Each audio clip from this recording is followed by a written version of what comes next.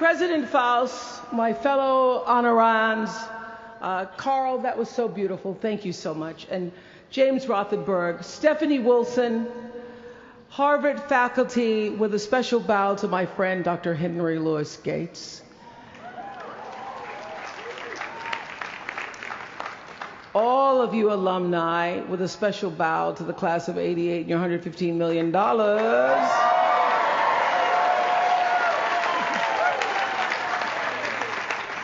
And to you, members of the Harvard class of 2013, hello.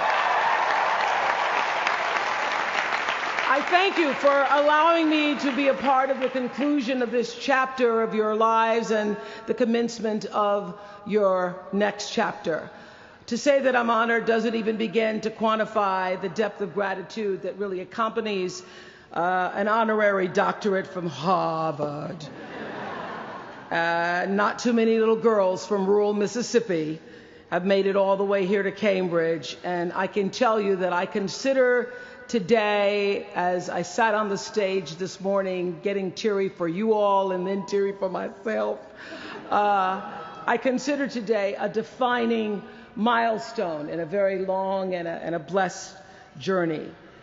My one hope today is that I can be a source of some inspiration. I'm going to address my remarks to anybody who's ever felt inferior or felt disadvantaged, felt screwed by life. This is a speech for the quad.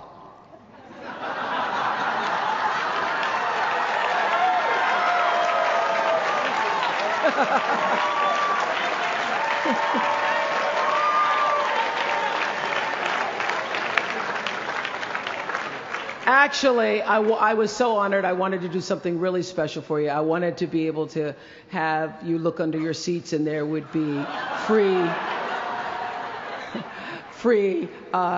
master and doctor degrees. But I see you got that covered already. I will be honest with you. I felt a lot of pressure over the past few weeks to come up with something that I could share with you that you hadn't heard before, because after all, y'all went to Harvard, I did not. But then I realized that you don't have to necessarily go to Harvard to have a driven, obsessive, type A personality, but it helps. And while I may not have graduated from here, I admit that my personality is about as Harvard as they come. You know, my television career began unexpectedly. As you heard this morning, I was in the Miss Fire Prevention contest. That was when I was 16 years old in Nashville, Tennessee, and you had the requirement of having to have red hair in order to win up until the year that I entered. So they were doing the question and answer period because I knew I wasn't going to win in the swimsuit competition. So during the question and answer period, the question came, "Why, young lady, what would you like to be when you grow up?" And by the time they got to me, all the good answers were gone. So I had seen Barbara Walters on the Today Show that morning, so I answered, "I would like to be a journalist. I would like to tell other people's stories in a way that makes a difference in their lives and the world." And as those words were coming out of my mouth, I went, "Whoa, this is pretty good. I would like to be a journalist. I want to make a difference." Well, I was on television by the time I was 19 years old. And in 1986, I launched my own television show with a relentless determination to succeed. At first, I was nervous about the competition, and then I became my own competition, raising the bar every year, pushing myself as hard as I knew. Sound familiar to anybody here? Eventually, we did make it to the top, and we stayed there for 25 years. The Oprah Winfrey Show was #1 in our time slot for 21 years, and I have to tell you, I became pretty comfortable with that level of success. But a few years ago, I decided, as you will at some point, that it was time to recalculate, find new territory, break new ground. So I ended the show and launched OWN, the Oprah Winfrey Network. The initials just worked out for me. So 1 year later, after launching OWN, nearly every media outlet had proclaimed that my new venture was a flop. Not just a flop, but a big, bold flop, they call it. I can still remember the day I opened up USA Today and read the headline, "Oprah not quite standing on her own." I mean, really, USA Today, now that's the nice newspaper. It really was, this time last year, the worst period in my professional life. I was stressed and I was frustrated, and quite frankly, I was embarrassed. It was right around that time that President Faust called and asked me to speak here, and I thought, you want me to speak to Harvard graduates? What could I possibly say to Harvard graduates, some of the most successful graduates in the world, in the very moment when I had stopped succeeding? So I got off the phone with President Faust, and I went to the shower. It was either that or a bag of Oreos. So I chose the shower. And I was in the shower a long time, and as I was in the shower, the words of an old hymn came to me. You may not know it. It's by and by, when the morning comes. And I started thinking about when the morning might come, because at the time I thought I was stuck in a hole. And the words came to me, trouble don't last always, from that hymn. This too shall pass. And I thought, as I got out of the shower, I am going to turn this thing around, and I will be better for it. And when I do, I'm going to go to Harvard, and I'm going to speak the truth of it. So I'm here today to tell you, I have turned that network around.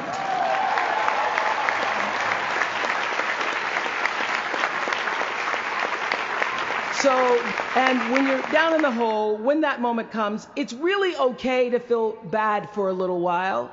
Give yourself time to mourn what you think you may have lost.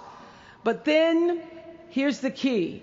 Learn from every mistake, because every experience, encounter, and particularly your mistakes, are there to teach you and force you into being more of who you are. And then figure out what is the next right move. And the key to life is to develop an internal, moral, emotional GPS that can tell you which way to go. Because now and forevermore, when you Google yourself, your search results will read Harvard 2013. And in a very competitive world, that really is a calling card, because I can tell you, as one who employs a lot of people, when I see Harvard, I sit up a little straighter and say, where is he or she? Bring them in. It's an impressive calling card that can lead to even more impressive bullets in the years ahead. Lawyer, senator, CEO, scientists, physicists, winners of Nobel and Pulitzer Prizes, or late night talk show host.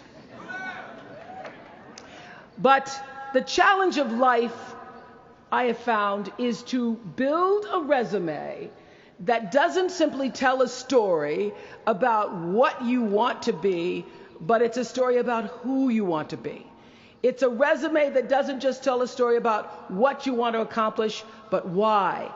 A story that's not just a collection of titles and positions, but a story that's really about your purpose. Because when you inevitably stumble and find yourself stuck in a hole, that is the story that will get you out. What is your true calling? What is your dharma? What is your purpose? For me, that discovery came in 1994 when I interviewed a little girl who had decided to collect pocket change in order to help other people in need. She raised $1,000 all by herself, and I thought, well, if that little 9-year-old girl with a bucket and a big heart could do that, I wonder what I could do. So I asked for our viewers to take up their own change collection. And in 1 month, just from pennies and nickels and dimes, we raised more than $3 million that we used to send one student from every state in the United States to college. That was the beginning of the Angel Network. And so what I did was I simply asked our viewers, do what you can wherever you are, from wherever you sit in life. Give me your time or your talent, your money if you have it, and they did. Extend yourself in kindness to other human beings wherever you can. And together we built 55 schools in 12 different countries and restored nearly 300 homes that were devastated by Hurricanes Rita and Katrina. So the Angel Network, I've been on the air for a long time, but it was the Angel Network that actually focused my internal GPS. It helped me to decide that I wasn't just going to be on TV every day, but that the goal of my shows, my interviews, my business, my philanthropy, all of it, whatever ventures I might pursue, would be to make clear that what unites us is ultimately far more redeeming and compelling than anything that separates me. Because what had become clear to me, and I want you to know, it isn't always clear in the beginning, because as I said, I'd been on television since I was 19 years old. But around 94, I got really clear. So don't expect the clarity to come all at once, to know your purpose right away. But what became clear to me was that I was here on earth to use television and not be used by it, to use television to illuminate the transcendent power of our better angels. So this Angel Network, it didn't just change the lives of those who were helped, but the lives of those who also did the helping. It reminded us that no matter who we are or what we look like or what we may believe, it is both possible and, more importantly, it becomes powerful to come together in common purpose and common effort. I saw something on the Bill Maher show recently that so reminded me of this point. It was an interview with David and Francine Wheeler. They lost their 7-year-old son, Ben, in the Sandy Hook tragedy. And even though gun safety legislation to strengthen background checks had just been voted down in Congress at the time that they were doing this interview, they talked about how they refused to be discouraged. Francine said this. She said, "Our hearts are broken, but our spirits are not. I'm going to tell them what it's like to find a conversation about change that is love, and I'm going to do that without fighting them." And then her husband David added this: "You simply cannot demonize or vilify someone who doesn't agree with you, because the minute you do that, your discussion is over, and we cannot do that any longer. The problem is too enormous. There has to be some way that this darkness can be banished with light." In our political system and in the media, we often see the reflection of a country that is polarized, that is paralyzed, and is self-interested. And yet, I know you know the truth. We all know that we are better than the cynicism and the pessimism that is regurgitated throughout Washington and the 24-hour cable news cycle. Not my channel, by the way. We understand that the vast majority of people in this country believe in stronger background checks because they realize that we can uphold the Second Amendment and also reduce the violence that is robbing us of our children. They don't have to be incompatible.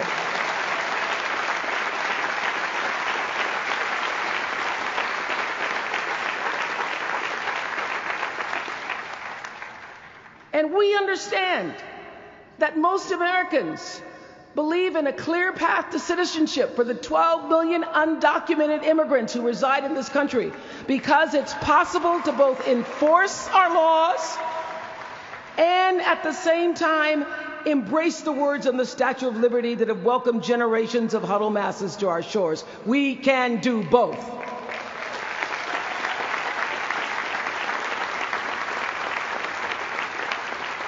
And we understand, I know you do because you went to Harvard, that people from both parties and no party believe that indigent mothers and families should have access to healthy food and a roof over their heads and a strong public education.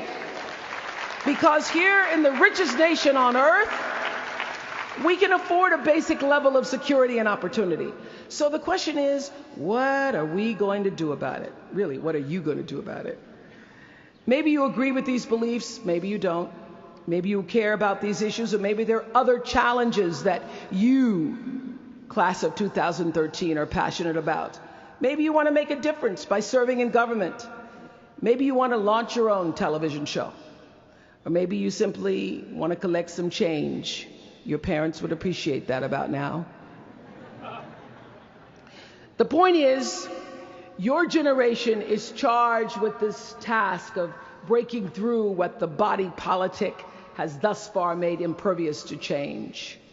Each of you has been blessed with this enormous opportunity of attending this prestigious school. You now have a chance to better your life, the lives of your neighbors, and also the life of our country. When you do that, let me tell you what I know for sure. That's when your story gets really good. Maya Angelou always says, when you learn, teach. When you get, give. That, my friends, is what gives your story purpose and meaning. So you all have the power in your own way to develop your own angel network. And in doing so, your class will be armed with more tools of influence and empowerment than any other generation in history. I did it in an analog world. I was blessed with a platform that at its height reached nearly 20 million viewers a day. Now here in a world of Twitter and Facebook and YouTube and Tumblr, you can reach billions in just seconds. You're the generation that rejected predictions about your detachment and your disengagement by showing up to vote in record numbers in 2008. And when the pundits said, they talked about you, they said you'd be too disappointed, you'd be too dejected to repeat that same kind of turnout in the 2012 election, and you proved them wrong by showing up in even greater numbers. That's who you are. This generation, your generation, I know, has developed a finely honed radar for BS. Can you say BS at Harvard? The spin and phoniness and artificial nastiness that saturates so much of our national debate. I know you all understand better than most that real progress requires an authentic way of being, honesty, and above all, empathy. I have to say that the single most important lesson I learned in 25 years talking every single day to people was that there's a common denominator in our human experience. Most of us, I tell you, we don't want to be divided. What we want, the common denominator that I found in every single interview, is we want to be validated. We want to be understood. I've done over 35,000 interviews in my career. And as soon as that camera shuts off, everyone always turns to me and inevitably in their own way asks this question: was that okay? I heard it from President Bush. I heard it from President Obama. I've heard it from heroes and from housewives. I've heard it from victims and perpetrators of crimes. I even heard it from Beyonce and all of her Beyonce-ness. She finishes performing, hands me the microphone and says, "Was that okay?" Friends and family, yours, enemies, strangers, in every argument, in every encounter, every exchange, I will tell you, they all want to know one thing. Was that okay? Did you hear me? Do you see me? Did what I say mean anything to you?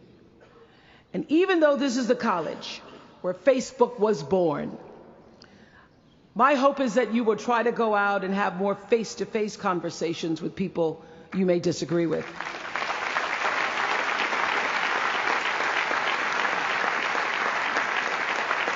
That you'll have the courage to look them in the eye and hear their point of view, and help make sure that the speed and distance and anonymity of our world doesn't cause us to lose our ability to stand in somebody else's shoes and recognize all that we share as a people. This is imperative for you as an individual and for our success as a nation. There has to be some way that this darkness can be banished with light. Says the man whose little boy was massacred on just an ordinary Friday in December. So whether you call it soul or spirit or higher self, intelligence, there is, I know this, there's a light inside each of you, all of us, that illuminates your very human beingness if you let it. And as a young girl from rural Mississippi, I learned long ago that being myself was much easier than pretending to be Barbara Walters. Although when I first started, because I had Barbara in my head, I would try to sit like Barbara, talk like Barbara, move like Barbara. And then one night I was on the news, reading the news, and I called Canada, Canada. And that was the end of me being Barbara. I cracked myself up on TV, couldn't stop laughing, and my real personality came through. And I figured out, oh gee, I can be a much better Oprah than I could be a pretend Barbara. I know that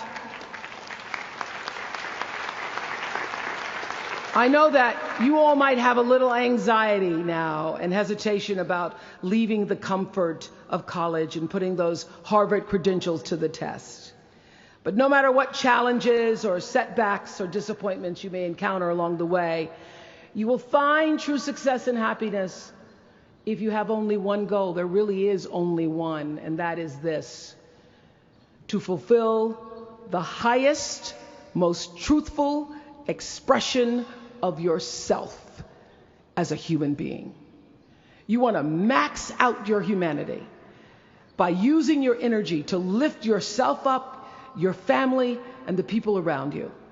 Theologian Howard Thurman said it best. He said, "Don't ask yourself what the world needs. Ask yourself what makes you come alive, and then go do that. Because what the world needs is people who have come alive." The world needs people like Michael Stolzenberg from Fort Lauderdale. When Michael was just 8 years old, Michael nearly died from a bacterial infection that cost him both of his hands and both of his feet. And in an instant, this vibrant little boy became a quadruple amputee, and his life was changed forever. But in losing who he once was, Michael discovered who he wanted to be. He refused to sit in that wheelchair all day and feel sorry for himself. So with prosthetics, he learned to walk and run and play again. He joined his middle school lacrosse team. And last month, when he learned that so many victims of the Boston Marathon bombing would become new amputees, Michael decided to banish that darkness with light.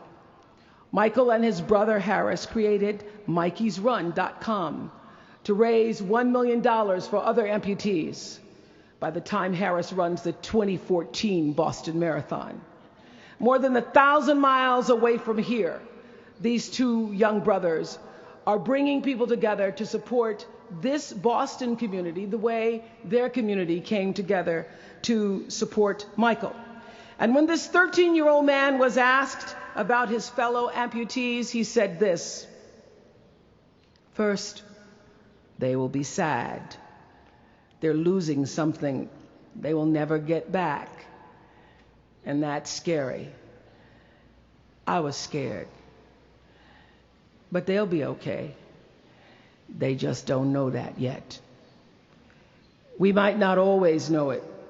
We might not always see it or hear it on the news or even feel it in our daily lives. But I have faith that no matter what, class of 2013, you will be okay. And you will make sure our country is okay. I have faith because of that 9-year-old girl who went out and collected the change.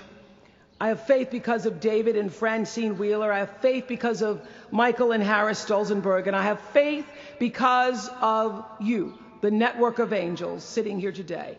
One of them, Khadijah Williams, who came to Harvard 4 years ago.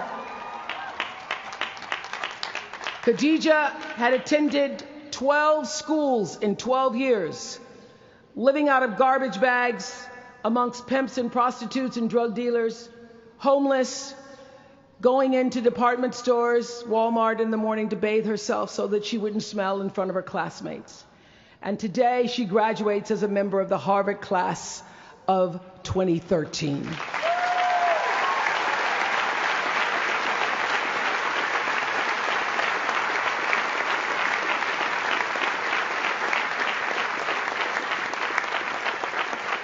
From time to time, you may stumble, fall. You will for sure count on this. No doubt. You will have questions and you will have doubts about your path. But I know this, if you're willing to listen, to be guided by that still small voice that is the GPS within yourself, to find out what makes you come alive, you will be more than okay. You will be happy. You will be successful. And you will make a difference in the world. Congratulations, class of 2013. Congratulations to your family and friends. Good luck, and thank you for listening.